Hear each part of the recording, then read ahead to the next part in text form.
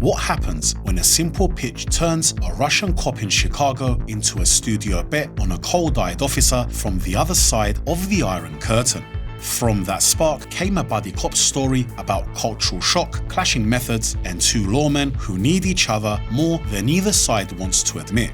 So how did that single idea plus a cocaine-filled wooden leg turn into an action comedy that asked if American viewers would accept a hard Soviet cop? Let's find out. This is the story of Red Heat. But you're not supposed to play with buses!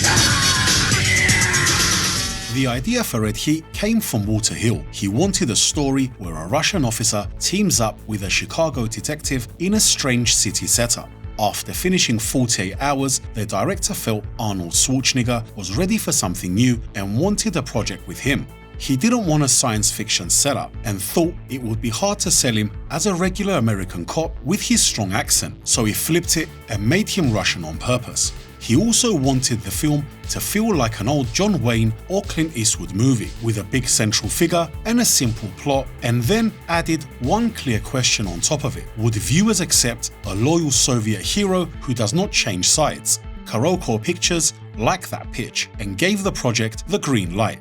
When Hill first spoke to Schwarzenegger, there was a basic setup and one vivid moment. In that moment, a leg comes off and inside the false limb sits a stash of cocaine. The idea did not start in this film. It came from a script by writer Harry Kleiner that Hill had read earlier and turned it down. Hill did not want that older project, but he loved the idea of the wooden leg so much that he paid Kleiner for it and kept it for his film. From there, he started shaping the lead. To guide him in the part, he told him to study Greta Garbo in Ninotchka, using that film as an example of how a strict, duty-led character might react to a new culture.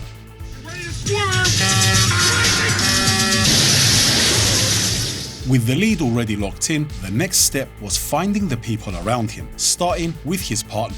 Getting Jim Belushi for the Chicago officer was Walter Hill's idea. He liked his humor and thought he would play well opposite the lead. To get ready, Belushi did not just read the script and show up for filming. He spent 2 weeks in the company of police from his own neighborhood in Chicago. That preparation fed straight into how he played Detective Art Ritzit. For the main villain and the woman caught in the middle, Hill turned to Edo Ross and Gina Gershon. Ross took on the role of Victor Rostavelli and enjoyed using the Russian accent so much that he later played more characters from that region in other projects. Gershon stepped into the role of Catherine Manzetti, Rostavelli's American wife. Around that core group, Red Heat fills out its world with a large set of character actors. Peter Boyle as Lou Donnelly, Lawrence Fishburne as Charlie Stobbs, Richard Bright as Max Gallagher, and Brent Jennings as Abdul Elijah. For the score, Walter Hill brought in composer James Horner. Hill said he told Horner he wanted music like the feeling of winning a gold medal at the Olympics. Among the most striking choices is one that sits right at the start and the end of the movie. Hill and Horner used the second movement Philosophers from Sergei Prokofiev's cantata for the 20th anniversary of the October Revolution. Under that, Horner leans on themes and ideas he had used before. The Red Heat soundtrack reuses motifs from his score from 48 Hours, and those ideas would appear again in later work like Commando and another 48 Hours. It fits how Horner often worked during that period, taking material that already proved useful and building on it again. Police Captain Ivan Danko came from behind the Iron Curtain. Danko, you're welcome. Red Heat reached cinemas in June '88, with TriStar handling the distribution. It came out of the gate in first place at the box office and went on to earn $35 million in the United States. On paper, that sounds solid, but it was still left behind by Arnold Schwarzenegger's other 1988 film, Twins, which pulled in far more attention and more money. Hill later summed it up in his own words. He said the film did pretty well domestically, though not at the level he and his backers had hoped. Arnold's view was very direct. He said the film was not the smash he expected. The reason was hard to pin down. He floated ideas that maybe audiences were not ready for a Russian hero, or that his and Jim Belushi's work was not funny enough, or that the director did not do a good job. Whatever the cause, he felt the film did not quite close the deal. On the critics' side, the picture landed in the middle ground. Roger Ebert gave it 3 stars out of 4 and pointed out that the violence stayed in a kind of comic territory rather than going for real horror, noting that Hill knew how to walk the line. Variety also came down on the positive side, praising Schwarzenegger as a convincing iron-willed officer. On the other hand, Hal Hinson at the Washington Post called the film poorly made and joyless. You're welcome. Hunting down his country's deadliest criminal. What did he do? He take a leak on the Kremlin wall or something? The production moved through several countries. Shooting began in late August 1987. The opening bathhouse fight was staged at the Ruders thermal bath in Budapest. The second part of that sequence, which needed snow, was filmed in Austria, since Budapest did not have winter conditions at that time. The crew also slipped in extra work. A small unit with Schwarzenegger and the camera quietly grabbed material around the Red Square. When they arrived, they could move without trouble. Yet when they left 2 days later, several local kids waited outside the hotel to get Schwarzenegger's autograph. The prison material also used the real site. The crew filmed in a working institution with around 200 actual inmates held within the building during the shoot. Not every story from the set is light. Stunt coordinator Benny Dobbins suffered a heart attack and died during the shoot. He had been close to Schwarzenegger for years and often travelled with him to live events. Some accounts even credit him with starting the actor on cigars. Walter Hill also had a clear idea about the weapons and hardware.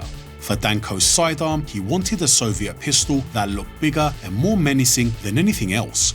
Gunsmith Tim LaFrance built a custom piece based on the Desert Eagle, turning that prop into something unique that fans later knew as the pot-beating pistol or Hollywood Eagle.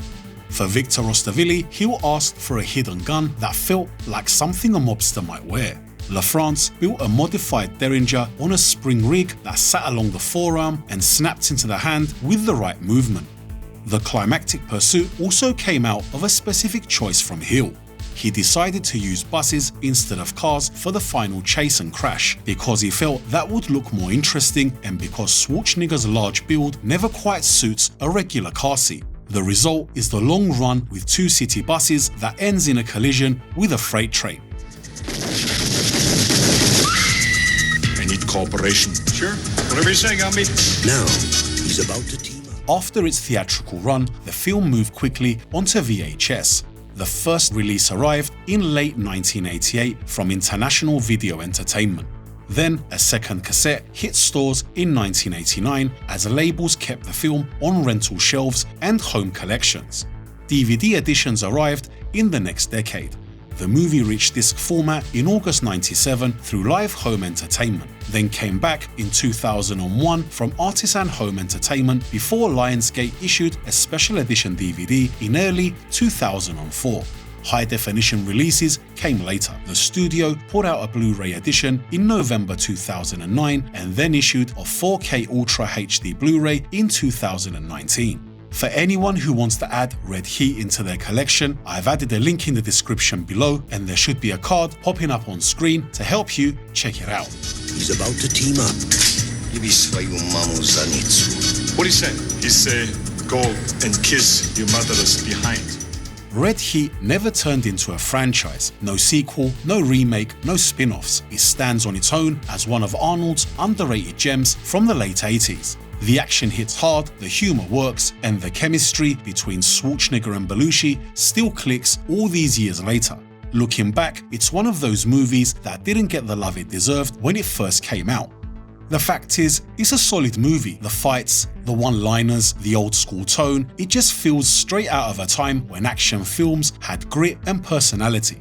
It's a simple story done well, and that's part of why a lot of people keep coming back to it. It's a shame a sequel never happened because Danko and Ridzik had a kind of pairing that could have easily carried another movie. But maybe that's what makes it special, a one solid film that never tried to outstay its welcome. And we're not done yet. Next time, we take a look at another cult classic. Until then, why don't you check out our previous video on Van Damme's Hard Target. Van Damme is the hard target. You miss me? Thanks for watching, please like, subscribe, and I'll see you in the next one.